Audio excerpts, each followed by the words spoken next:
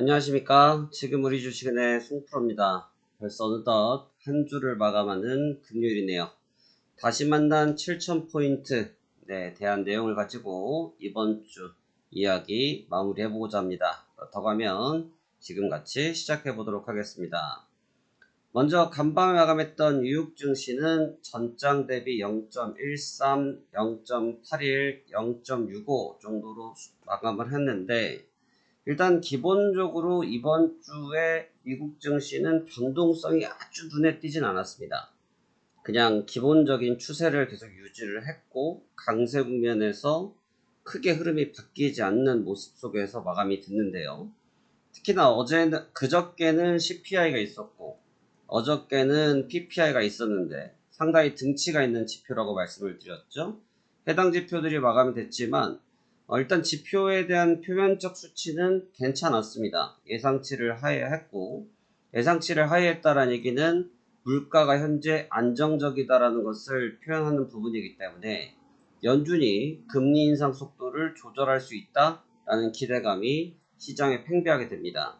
결국 이 연준의 금리 인상 속도의 조절은 나스닥 기술주들의 연관이 되어 있고, 기술주로 연결된다는 것은 기술주들의 현재 채권을 발행하거나 비용을, 그러니까 돈을 수집하는 이런 과정, 투자를 받고 있는 과정 속에서 금리에 대한 부담감을 덜어낼 수 있는 부분이 있기 때문에 긍정적으로 보는 데이터이기도 합니다.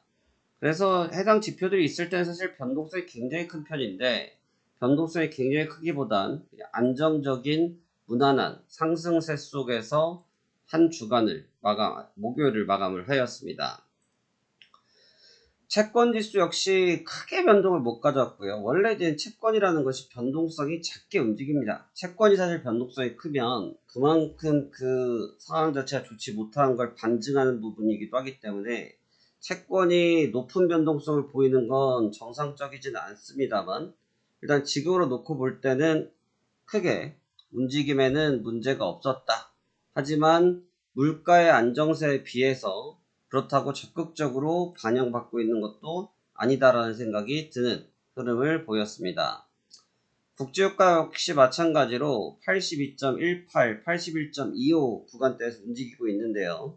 일단 또 다시 주말이 오고 있지 않습니까? 오늘 저녁에 이제 미국장이 끝나고 나면 저녁이기 때문에 이제 주말을 이제 보게 된다고 하면 보통 트럼프 대통령의 스타일상 주말간 뭔가 하는 걸 좋아하시거든요. 주말간 어떠한 승부를 좀 내시거나 주말간 어떠한 결론을 도출하시거나 이러한 것들을 좀 즐겨 쓰시는 분이기 때문에 아직까지도 답보 상태에 있는 미국과 이란의 협상에 대한 부분들, 사실 미국이 수용하기 어렵다고 계속 말씀드리고 있었죠. 그래서 승부가 잘 안 나는 부분인데 어떠한 또 빅딜이 나올 수 있을지 여부를 주목하면서 국제유가는 변동성이 제한되었습니다. 어제 같은 경우 특징적 이슈로 샌디스크가 13.7%의 폭등을 했는데요. 일단 샌디스크는 2030년까지 매출 10%대를 전망한다는 내용이 나왔고, 하이퍼스케일러를 포함해서 4곳과의 장기계약, 결국은 4곳과 장기계약이라는 얘기는 현재 매출이 계속 증가를 하고 있고 수익성이 일단 있는 상태에 4년이라는 장기계약을 깔고 가니까 안정적이겠죠. 거기에 오늘 SK하이닉스가 오랜만에 용트름 한번 했는데요. 역시 샌디스크와 함께 콘소시엄을 발표했던 부분이 오늘 SK하이닉스가 올라오게끔 하는 근본적인 힘이 되었습니다. 이 PPI가 전년 대비해서 좀 축소되는데 결국 이게 왜 그렇게 되느냐 하면 유가 때문에 그렇습니다. 어찌됐든 지금 당장은 유가가 비싸지만 해당 지표가 집계되는 구간에서는 국제유가가 많이 내려와 있었기 때문에 유가의 안정세 부분이 고스란히 반영됐다라고 생각하시면 되겠고요. 그래서 이 CPI와 PPI는 제가 어제 무슨 말씀 드렸습니까? CPI는 PPI를 따라가는 경향이 강하다라는 말씀을 드렸죠. 결국 예상대로 그대로 흐름이 흘러갔습니다. 하지만 필라델피아 반도체 지수 또한 샌디스크와 마찬가지로 강세권에서 마감이 됐지만 아주 큰 변동성을 보이지 못하면서 약간의 답보 상태에 있는 모습이고, 제가 잠시 뒤에 우리나라 증시를 말씀드리면서 설명드리도록 하겠습니다. 그래서 간반 주요 종목군들은 마이크론 테크놀로지 4%, 샌디스크 13%, 엔비디아 보합권, 인텔 3.58%, 테슬라 3%대 움직임을 보여줬는데, 제가 지금 보면 지금 필라델피아가 0.46 정도 움직였지 않습니까? 우리나라가 요즘 필라델피아 반도체 지수에 동조화되는 것이 굉장히 강하기도 한데, 오늘 우리나라 지수의 마감을 놓고 보면 미국 쪽보다는 좀 더 강했었거든요. 그러니까 지금 보면 일본 같은 경우는 필라델피아 지수가 거의 흡사하게 마감이 되지 않았습니까? 0.59. 이거는 이유가 있어요, 여러분. 필라델피아 반도체 지수는 말 그대로 반도체에 관련된 종합 주가 지수잖아요. 그러니까 지금 전 세계 좀 이름 있는 나라들의 주가들은 기본적으로 모두 다 반도체에 의해서 엮여져 있지 않습니까? 그렇기 때문에 당연지사 해당 부분에 영향을 받고 있는 거죠. 그래서 동일하게 움직이는 측면이 있는데 조금 주목을 해야 될 부분이 있습니다. 지금 우리나라 지수는 지금 코스피가 또 압도적으로 강하죠. 근데 이 측면을 보면 지난 3, 4월 달을 생각해 보시면 글로벌 지수보다 우리나라 지수가 훨씬 더 강했거든요. 그러니까 약간 우리나라 쪽으로 자금이 다시 한번 빨려 들어오는 경향이 약간 있습니다. 그래서 어떻게 빨려 들어오고 있는지도 지금부터 설명을 드릴 텐데, 우리나라 지수는 전장 대비 2.42, 코스닥은 0.38로 상승 마감했는데 외국인들이 4거래를 연속 매수를 했고요. 순매수, 실제 매수로 따지면 8조 원이 넘는데 중간에 매도했던 금액들이 있어서 6조 원 이상의 순매수가 유입이 됐고요.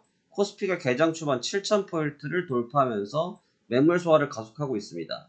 하지만 역시 약점인 것은 반도체 쏠림화가 심화되고 있고 거래대 금액 거의 80%라고 표현이 될 것 같은데 대부분 반도체에 몰려있다 보니까 다소 우리나라 지수가 또 버블링 효과를 살짝 보는 것이 아닌가, 약간의 버블성을 지금 만들어가는 과정이 보입니다. 제가 누누이 말씀드리지만 이와 같이 같은 나라 주가가 이격을 보일 때는 꼭 역풍을 맞는 것이 통상적 데이터이기 때문에 역풍을 대비하는 전략을 저는 짜고 있습니다. 자, 지금 기사 내용도 보시면 8조 원 뭉칫돈 큰손 외국인인데 이번 주 내내 끌어올렸습니다. 말 그대로 외국인 투자들이 주도하는 것이고, 제가 누누이 설명드리고 있는 내용이 있죠. 코스피는 백날 좋다 노래를 해봤자 외국인들이 사주지 못하면 가지 못합니다. 외국인들이 뒷받침을 해줘야 되지, 개인이 아무리 기관이 아무리 뒷받침을 한다고 해도 앞에서 키를 잡고 있는 선장인 외국인들이 끌어주지 않으면 시장에 힘을 받기는 어렵다 볼 수 있죠. 그래서 결과적으로 오늘 같은 경우 외국인들이 3조 원을 잡아채줬고 개인 투자들이 1조 9천억, 기관들이 1조 원을 던지는 가운데 외국인들이 3조를 받아주면서 무난하게 시장 상승을 주도하였습니다.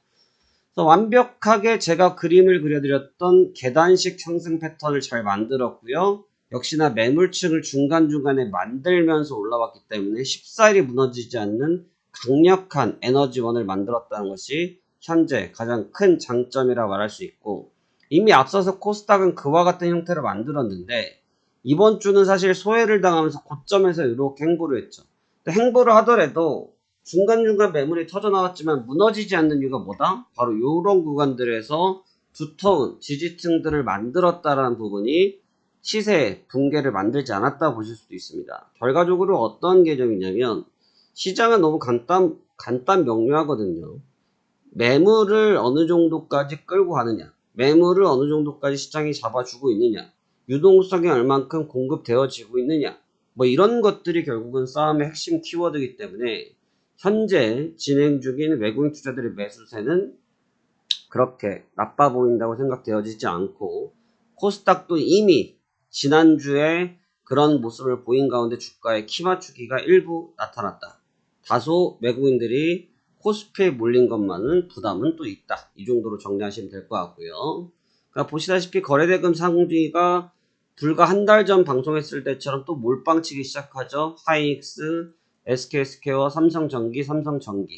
하지만 이제 변동성 포인트는 아주 지극히 정상적으로 바뀌었습니다. 아주 지극히 정상. 이거는 ETF 쪽에서 변동성이 안 나오기 때문에 그렇고, ETF 쪽에서 변동성이 안 나온 것은 정부에서 통제를 했기 때문에 그러겠죠. 정부에서 통제를 했기 때문에 그렇습니다. 그래서 지금 만들어진 국면을 놓고 볼 때 일단 안정적으로 올라온 건 분명하지만, 그리고 ETF 때문에 또 시세에 왜곡이 나올 가능성은 극히 줄어들긴 했지만, 분명하게 말씀드립니다만 지금처럼 또 몰빵식의 솔리마 증시가 되면 밀릴 때는 또 역데미지를 크게 받습니다. 그래서 눈에 보이는 시세에 추격하시는 전략은 피하시는 게 좋다라는 말씀 드리고 싶고요. 그래서 오늘 저희 관심주들도 시장이 좋으니까 좀 흐름이 좋았네요. 한라캐스트 21%, 후성 3.68, 이노테크 1.41, 이해 종목군들도 3, 4%씩 모두 다 수익을 잘 주면서 오늘 흐름 좋았습니다. 그래서 계속 전략에 대해서 말씀드리지만 지금은 주식을 오래 끌고 가고 싶은 생각이 없습니다. 최대한 빨리 치고 빠져서 현금을 매일매일 보유하면서 다음 섹터를 준비하는 전략을 쓰고 있고요. 다음 주 전략입니다. 세미TS고요. 2,900원, 2,000원, 4,200원 기준이고요. 한국첨단소재고 2,200원, 1,650원, 3,200원입니다. 동일 스틸럭스고요. 1,480원, 1,100원, 2,200원이고요. 인성정보입니다. 1,000원이고 830원이고 1,350원. 레이저옵텍이고요. 2,500원, 1,900원, 3,200원입니다. 보시면 다시 가격이 좀 가벼운 쪽으로 많이 이동을 했습니다.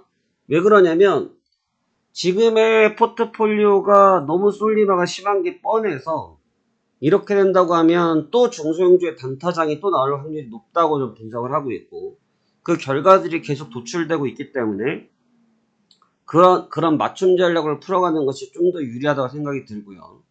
그 다음에 지금 반도체가 올라고 나면 다음은 소부장이 돌 가능성이 높기 때문에 소부장 쪽 섹터에 조금 더 집중 포진을 하면서 플레이를 해볼 생각이다라는 말씀 드리도록 하겠습니다. 오늘의 한 줄 평입니다. 제가 지난 시간에 말씀드렸던 것처럼 바람이 아니에요. 바람. 지난 시간 같은 내용인데 바람이 아니라 내 중심으로 보시라는 거예요. 그러니까 지금 바람이라는 건 뭐냐면 지수가 7,000포인트를 가고 삼성전자가 올라가고 이런 상황에서 이 바람에 따라하는 게 아니라 지금 7,000을 가는 이 상황이 되니까 어떤 현상이 생기냐면 개인 투자들의 수익률이 떨어지기 시작합니다. 삼성전자 하이닉스에 물려 계셨던 분들이 손실폭이 줄어들고 있지만 이외 종목군들의 수익률이 줄어들기 시작했어요. 왜 그런지를 생각해 보야 된다는 거죠. 그래서 지수가 중요한 게 아닙니다. 지수가 중요한 게 아니라 내 중심, 내 기준에서 나는 어떤 포트폴리오를 보유하고 있는지, 나는 어떤 포트에서 대응을 하고 있는지 이 점을 좀 더 심사숙고하셔서 살펴보시기를 권장드리도록 하겠습니다. 한 주 동안 너무 수고 많으셨고요. 다음 주에 다시 인사드리도록 하겠습니다. 감사합니다. 송프로였습니다.